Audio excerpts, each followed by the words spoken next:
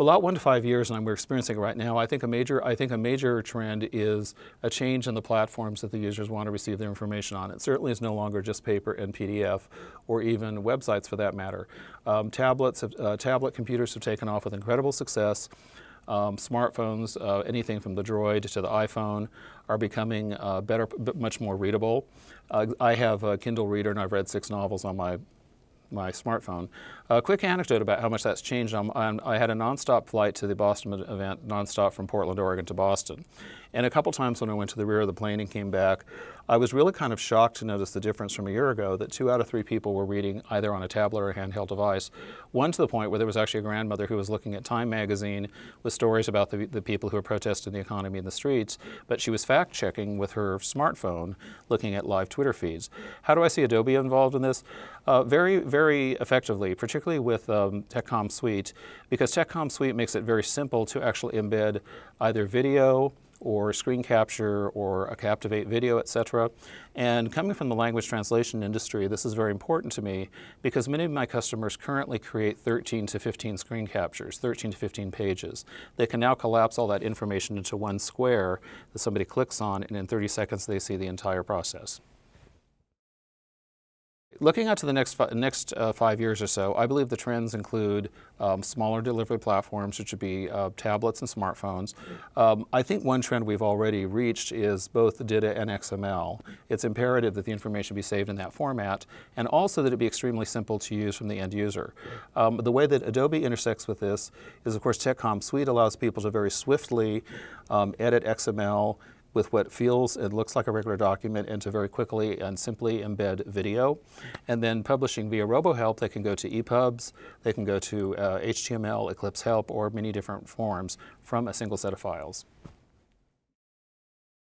I believe there are several things that make Adobe quite unique and different in this space. Obviously, being a huge $6 billion company, it's a company that's not going away. It has an incredible amount of resources.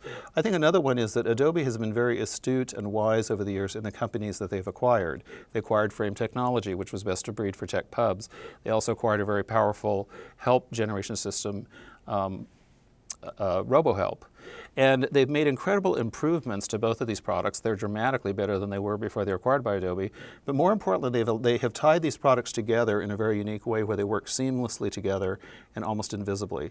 So I think that, to me, I think the biggest thing Adobe has done is to carefully select the right set of tools and create a suite of tools that were really aimed at the tech pubs or the technical content creators, which very closely parallels what Adobe had already successfully done for the creative space with Creative Suite. Well, my key takeaways from the event is, number one, that the audience in both cities, the participants, I felt were much further along than I might have expected. I have been with some other groups before where people are thinking about getting into DITA or they're thinking about getting into XML. Nearly everybody has already started that process. They realize they have no choice. This is a place that they have to go. Another thing that I also discovered that was not too much of a surprise, but it was helpful to me, there are still a small group of people who I think have what I would call a dated or a false impression of the product. They remember a much older version of FrameMaker that perhaps was not quite as capable as it is now, and many people remember what RoboHelp was like under Macromedia. So there have been a couple people that maybe looked at the product closely 5 years ago, and they have no idea how swift and dramatic the improvements have been from the developers in India. So I think that was a major eye-opener to me, was people thought, wow, this product is way ahead of where I thought it was, because maybe they looked at it 4 years ago.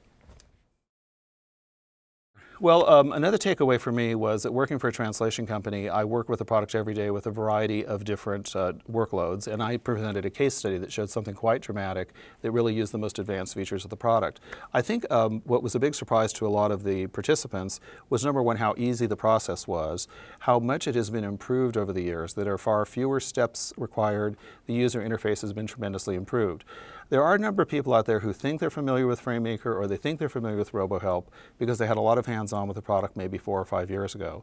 And I think it's really been within the last 5 to 6 years that the most dramatic development has taken place. One quick thing I will say is I think the reason is because the developers in India frequently travel around the world and meet the users face-to-face rather than just through remote surveys. They are very aware of people's needs, and I have found them to be extremely responsive in improving the product along the lines that people wish it to go.